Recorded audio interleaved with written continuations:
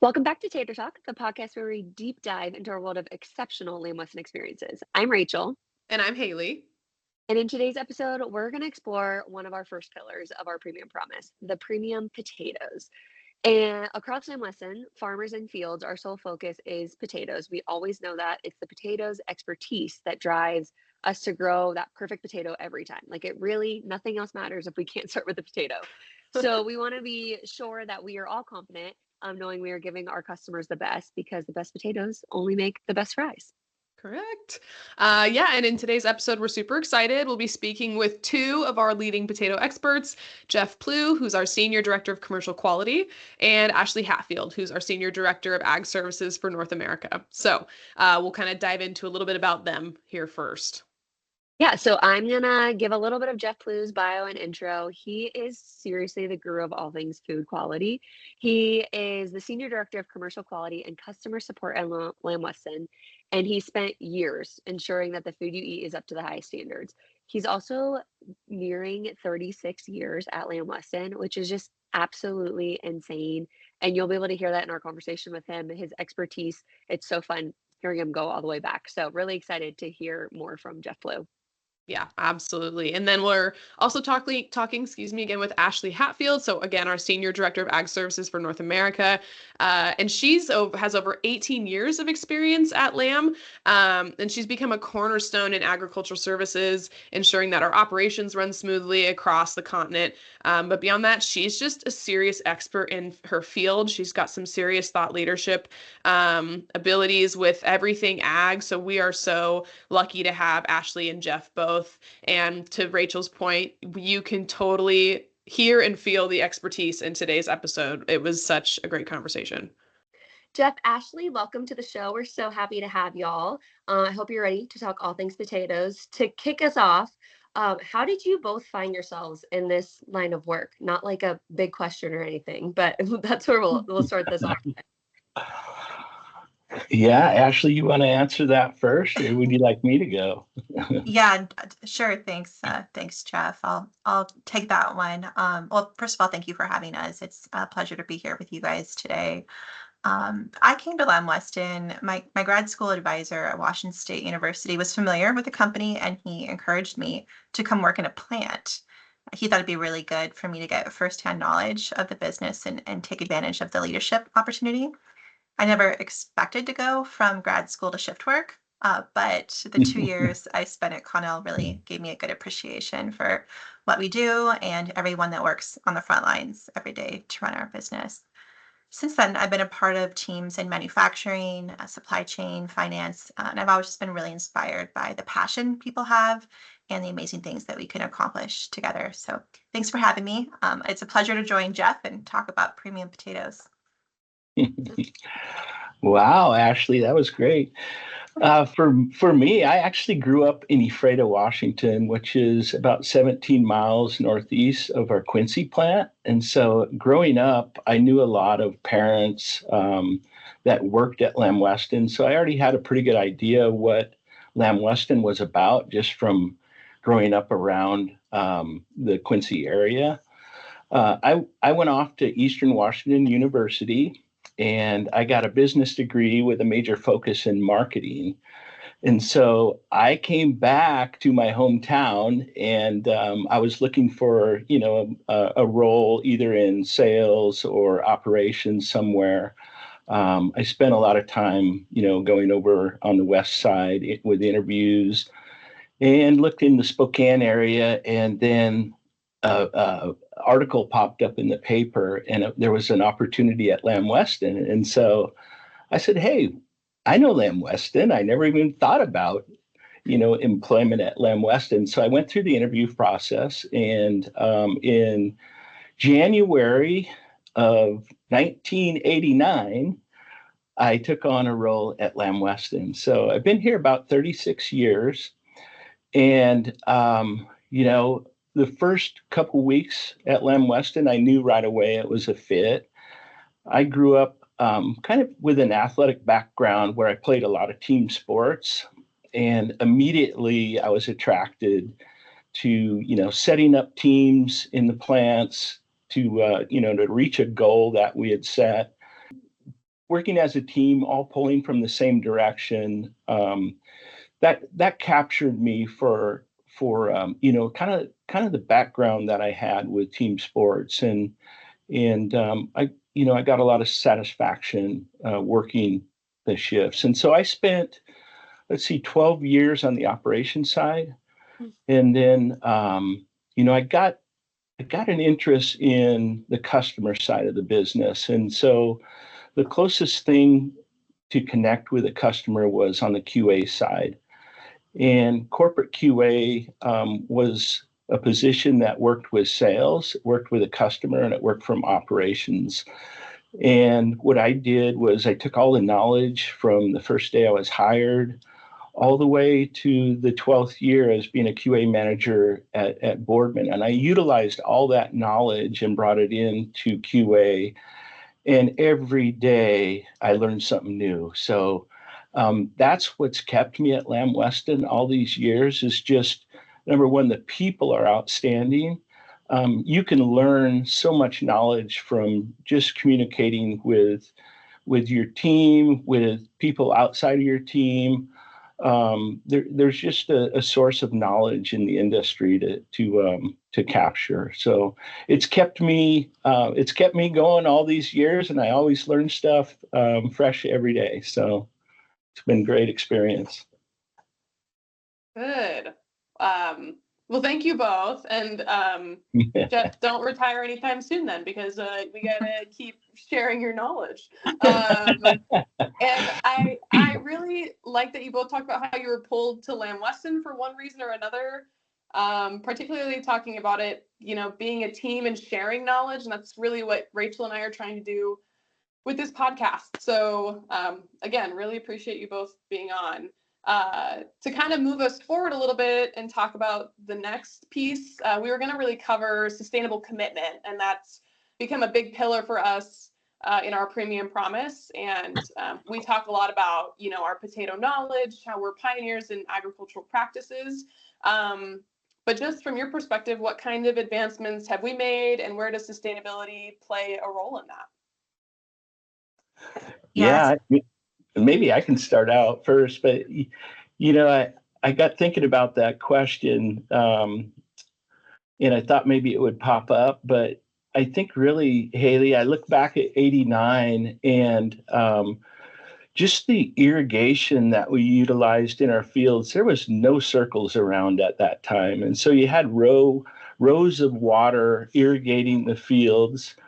And then, shortly after, you would see circles pop up, and everybody would go, "Oh man, you're not using the entire field," because the circles cut out a little bit on each side of the square there. And so I just saw a lot happening on the irrigation side to begin with. And then, once we started the circles, the sprinkler system was up above on the circles. And so what you would see is water would evaporate up in the air. And then over time, the sprinkler nozzles came really close to the plant, which allowed you to utilize less water, but still get enough moisture on the field. So, I mean, just that short period of time, for the first 5 years I was in the industry, there was a lot of changes that took place just on our potato fields itself. So saw a lot there. And then,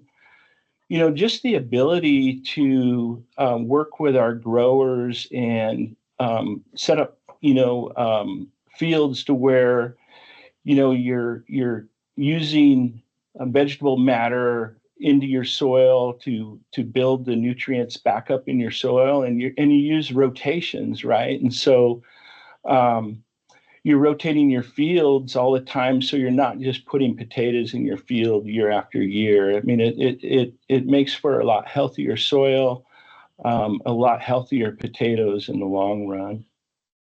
Yeah, and I'm curious, Ashley, if you have perspective on that too, from the fields.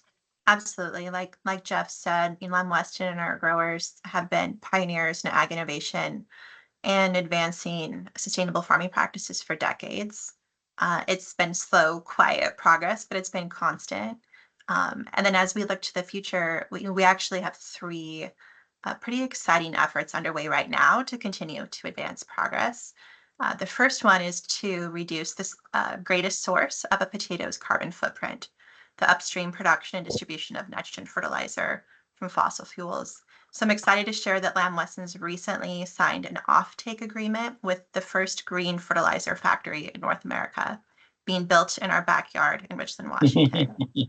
Yeah, it's pretty amazing. So this plant will supply our farmers with nitrogen that's produced using water and water and renewable electricity.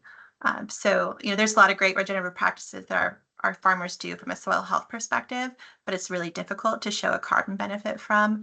But by changing the fertilizer product directly, it prevents the emissions from happening in the first place. So it's a really impactful advancement. The second effort is adopting the REGO platform, which allows us to model carbon emissions really accurately. So that really helps us make good, sound recommendations on how to move the needle and how we're growing potatoes. And then lastly, we know that credibility and accountability are really important to our customers and our shareholders. So we've signed up with Leading Harvest, who's a third-party certification group, to audit our growers and validate that our efforts are truly driving progress. Thanks. That's a lot. It's exciting. Well, Really good stuff. cool too. Like so many things that we would never know. I mean, that's why we were wanting to have these conversations. But like that's what was just hitting home is there's so many things that we would never know that are even happening. Like Jeff, to your point of like the different water systems, like we see the water, but we wouldn't think of how much goes into that. Or like the soil, like there's all these different elements that you're like, okay, I know we're an ag company, but I don't know what we're doing to try to be sustainable and how much we're consistently growing. So it's super cool to hear like all the different ways. And I know this is just even like a drop in the bucket of the things that we're doing as well. Yeah, and partly our fault too, right? Because we just go about our business every day and try to do the right things, and we forget to promote those things. And so we've been doing a lot of things over the years, and it's all to preserve the soil and to create a healthy environment and deliver high quality products. So That awesome. really is our mission in ag services, and that commitment's been unwavering over time, is a sure supply of cost competitive potatoes that are grown sustainably, and we have to do all three to be successful for the business and our customers. Mm-hmm. That's awesome. Well, I'm gonna shift it a little bit. I know one of the things that I think we've all talked about, like at least I think this is somewhat a part of like some potato training, is that we know we take our premium potatoes and we utilize them in different ways to access them. Can you talk a little bit about the journey our potato varieties have in the certain fields and why they end up in the certain plants that they do? I think it's just like we know we have potatoes, we know we make fries, and we know we have different plants, but like what's that journey, of a potato to get to the plant, to finally get to us? yeah, that's a really good question, Rachel, and we could probably spend all day talking about it because we're always really excited about it. But so yeah, I think we go back to varieties first, right? And so we've got a lot of different varieties in our portfolio, and the varieties we carry are potatoes that we can either store for a long period of time, or we can run them right directly out of the field into the plant. And so back when I started, we would stop producing product in May. And so you had to wait till June and July to actually start digging potatoes again. So there was 6-7 weeks at a time where the plants were down waiting for the new crop to come on. And so the new variety development has allowed us to bridge that gap. And so we have early varieties that we can sometimes harvest even before July, and then go direct from the field into the plant. And then, we've got other varieties that store better, and they might be our long-term potatoes. And then we've got, short-term and intermediate type potatoes where we can utilize high quality potatoes throughout the year to deliver high quality and consistent product for our customers. And I think one thing to call out is when we think about potatoes, not all potatoes are created equally. And so you've got potatoes that do very well with Mother Nature challenges, and then you have potatoes that may not do so well. And so when we start growing these potatoes, we'll sample, and collect all kinds of data throughout the growing period. And so Ashley and her teams can select, the raw product that's going to come direct into the plants first, or we'll look at potatoes that have the characteristics that store really long, and we can utilize those potatoes throughout the year to deliver that consistent quality. And I certainly don't want to steal all the thunder from Ashley because I know she loves to talk about potatoes as well. Yeah, absolutely. You're right on, Jeff, as far as, the process and at Lamb Weston, some of the advantages that we have, right? We have production facilities in our growing regions. So really local production. A potato can go from a field to a factory in minutes in a lot of cases. So it's great in terms of being able to be efficient and protecting that quality all the way through the factory. Our objective every day is to deliver the right potato to the right place at the right time. And so as we think about our network and how we make the right products from the potatoes, we're constantly working very closely with our manufacturing and production planning partners to figure out what's needed and what we have and make the best fits. Yeah, I think that's a great point, Ashley. I think one thing that really separates us from the competition is our ability to analyze the potatoes and bring them in to run certain times of the year, and to be able to stretch that pile throughout the year and maintain that quality. So that's from day one, that has been, the key to success is managing the raw product into the right product. Yeah, absolutely. Before we even plant a field in potatoes, we do the work to make sure it's the right field. We do inspections and then throughout the season, we're constantly going into the field, sampling the potatoes so that by the time it's ready to harvest, we have a good idea of what we have and what the right decision is, whether we run it directly from the field to the factory or whether we put it in storage to utilize later on. We like to say that storages are not hospitals. Nothing gets better in them. So we really make sure that we're using every lot as timely and optimally as possible. And I feel like I heard this when I started working here, and if it's a Lamb Weston old wives' tale, if you will, feel free to correct me. But I feel like a lot of people talk about sweet potatoes in certain regions going to a certain plant and other potatoes going to other plants. I mean, do we specify on such a level of what products go through or what potatoes go to which plants for such products? Is that like even sweets and things like that? Yeah, before we contract with our growers, we have a plan. Every twice a year, we actually get together with our partners and manufacturers, say, what is the optimal variety for your factory? What are you planning on producing? How do we make sure that we have the right seed in the pipeline for the right varieties? And so there's an incredible amount of planning that goes into sourcing the seed, sourcing the right land with the right growers, and then strategically placing those fields so that we can set ourselves up the best with the decisions that we make. Sweets is really interesting because there's environmental risk from hurricanes in the south. So while it might seem optimal to have everything maybe right around Delhi, it can also be risky from a weather perspective. And so there's other factors like that play into how we manage our supply chain. But it's always with an eye to ensuring that we have good quality potatoes to run all year round so that a French fry produced in June looks the same as a French fry produced in September. Yeah, I don't know if Rachel or if Jeff, you have anything else to add on that. I feel like this, like you said, Jeff, we could talk about this for a while. Yeah. So I don't want to like rush us along. No, I always love the question, and we do this often on new employees that are coming up because it's in our PQ program. We always utilize the question. We say, what is the perfect potato? And so when you think about it, we have all kinds of products in our portfolio, right? We have twisters, we have wedges, we have steak fries, we have McDonald's fries.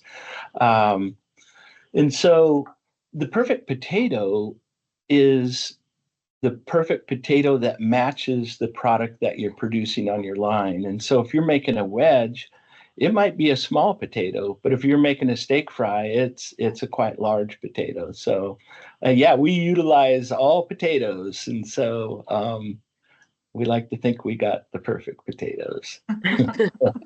They find their perfect match. That's right. Exactly. It's meant to be. Awesome. I think we kind of touched on it a little bit, so it's a good segue actually. When you talk to anybody about the P&W, maybe perhaps if you're from the Pacific Northwest, it makes the most sense, but we think and talk about our growing region a lot. And I know it's potatoes certainly thrive in addition to other crops. Maybe could you touch on why that is and why they grow so well in our area? Sure, I'll start with this one. When you travel the world and go to a lot of growing areas, you can see there's limits on the resources that potatoes need to grow fully mature. And a lot of fields endure stress events like drought or disease like late blight. And I think it makes you really appreciate when you come back to the Pacific Northwest, there's plenty of season, there's lots of sunshine, there's really suitable soils, and really potatoes can just reach their potential. And there's not all those limiting factors or challenges. Specifically, having 100% irrigation in a dry growing environment is a huge advantage. The plants stay really healthy and they're more resilient. So while every potato may not be premium, on the whole, the quality tends to be more consistent and the potatoes store much better throughout the year. Yeah, it's just amazing our soil condition. It's so sandy and you can almost dig potatoes with your hands if you want to. So it's very nice soil, and you water it, and things grow. So it's awesome. I will say, out in the Northwest, and in my experience has been, and we got plants in the Midwest, and so when you start in the Northwest and you start going to the Central and East, you get a little bit more variability with Mother Nature and may not have the water control that we do. And so you do see some variability in quality of potatoes. And some years you don't actually. I mean, some years they have fantastic crops, but as Ashley mentioned, the Northwest, you do see more consistent raw product throughout the year. It's about as close to a greenhouse as you can get without being in a greenhouse. Such a good way to think about it. Like, I think it, like, visually you think about that and you're like, yeah, that makes sense. It's like a nice cozy home Yeah. for all the, and it's funny, Jeff, when you said too about like picking it with your hands. I mean, Haley and I went out to the field not too long ago, and it is crazy that like, and you can't explain it to someone unless they've seen it. Like, really, you can't explain that process of like the farmers just out there in the vastness of the field, but really just being able to not dig really, but you're just like going into the ground under a little bit of Yeah. soil, and then there's just these beautiful potatoes at your fingertips. It's wild to see. It's amazing. I do think that's why we grow such nice size on our potatoes, is the ability to move in that soil and not stress out the potato. I think is a huge benefit. Yeah. Mhm. Jeff talked a little bit about varieties, and I think as we have such a heavy footprint in the Pacific Northwest, one thing that it exposes us to is heat events, given that summers can get hot, and that's where we've been very fortunate with many of the new varieties that we've adopted being more heat resilient. And so we're not necessarily seeing that environmental change impact our potatoes as much as it would have otherwise. And I think it's just a really good example of how genetics can help us continue to adapt to the environment and take full benefit of all the other good things in the region. And we were going to ask this too, but I feel like that kind of lends to it a little bit, Ashley, is how storage too throughout the year can help define quality, like, and how it can help, I think, attest to like being able to provide quality, like you were saying earlier, Jeff, too, throughout the entire year so that we can have consistent potatoes throughout that. Is there anything else y'all want to touch on, just maybe about like either like data collected or different information that you get during the growing periods, and again how we are able to utilize storage to provide that quality throughout the year? Yeah, Yeah. absolutely. Go Jeff, you want to ahead, take it? Ashley. Go ahead. Yeah, making data-driven decisions is very core to our DNA, and we're lucky to have a lot of great data and a lot of knowledge and experience to know how to use that information. So when we put potatoes into storage, we sample everything and we map it out and have a really good understanding. But then we continue to go back and test for things that might change over time. So if you think about color development or defects, or just the general health of the bin. We have a lot of great technology, but we also have learned that just walking the storages using our eyes and our noses can tell us a lot. So we're very fortunate to have a team of field staff that's well trained to monitor storages and make sure that we come together every week and talk about where do we see challenges, how do we work together to make sure we're staying on top of everything as one overall network. And we've been very successful utilizing that model to ensure that everything is used timely and we don't have any issues. Yeah, I think one thing I'll add, Ashley, is just, I mean, the talent that we have on reviewing the quality of these storages throughout the year and the technology that we have, it allows us to quickly react if we have a potato storage that may be having some challenges. And so we have, 5, 6 plants right in one small area, and you can go in and take care of that challenge in no time at all. But if you're a single source plant and you have a storage that maybe have some challenges in it, you're challenged to get to that certain area in a timely manner. So it's a huge advantage to have facilities that can work together and manage the raw product throughout the year, and it minimizes, situations that come up. Awesome. And this might be a full-on Haley question, because I'm not super well versed in this area, but it got me thinking. When I think of storage, I just think of a big warehouse and we throw the potatoes in and then we see them at a later date. But is there more sophistication to it than that? Like there's got to be yeah. Other things. Yeah. There's got to be I more. gotta age myself again. I gotta age myself. Going back to when I started working, we had small storages and there were dirt floors, and you had like air vents that you would open up, and those were our storages, and you had to monitor those things daily and manage them. And then we went to like some air, there were metal pipes, big metal pipes underneath with holes in them, and air were put through those metal pipes to cool down the potatoes throughout the year. And now, oh my gosh, the technology we have cement floors with air vents in them with air shooting up through the cement floors. And so you have no metal whatsoever to work with those pipes. And the technology has grown so much to better manage our potatoes throughout the year. It does a great job cooling the pile down, keeping them at a certain temperature, and humidity control. So a lot of headway on the technology side of storing potatoes, certainly. Who knew cement floors would be so exciting? They're a big deal around here, a very Yeah. big deal. And it sounds like me to sign Haley up for our storage seminar training. Yeah, there you go. I was just like, there's no way it's just we'll monitor them when we want to. No, I knew it was more intense than that. So thank you for sharing. Awesome. I think that's all we had for y'all. Is there anything else that like you're like we can't leave today without saying this about our potatoes?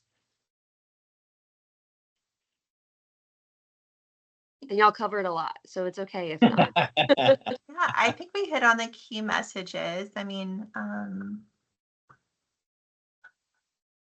yeah. Yeah, I think, just the ability to know your potatoes. I mean, with all the data that we collect, all the sampling that takes place, both coming, out of field into the storages, then out of storages into the plant. There's just so much data collected, and we have technology now to where we used to have like a 4-inch book that we had to go through to identify that. Now it's all obviously the technology that we have. We can pull that data up in a second, but just the ability to collect all that data and put a plan together that will last throughout the year and deliver a high quality consistent product, that's exciting. That's awesome. To have it all at your fingertips. Exactly. Oh, well, we appreciate the time so much. This was super Yeah. insightful. And Haley's got a whole nother seminar she's got to do now. And Right. so I just got assigned more tasks. It's okay. Yeah. This is good. Great. Cool. Thanks for having us on. Yeah, thank Appreciate you. it. Yeah. well, Thanks for joining. Appreciate your time. Tater talk. Okay, so you just heard from our two major ag experts, or should I say potato experts, Ashley Hatfield and Jeff Plew. And I mean, that was just really a fun conversation. I don't know how many people would like want to talk that deeply about potatoes, but I thoroughly enjoyed that. yeah. And I think, I mean, we said it in our conversation with them, but it's like you just don't realize all the little details that go into it. Like we know in theory, like, okay, there's this thing, but like I can't get over how excited we were over like cement floors. Like that was the end all be all of everything. Like chef's kiss to cement floors apparently. Yeah. But it's just cool to see like all those little details that go into it that again we would have no clue about.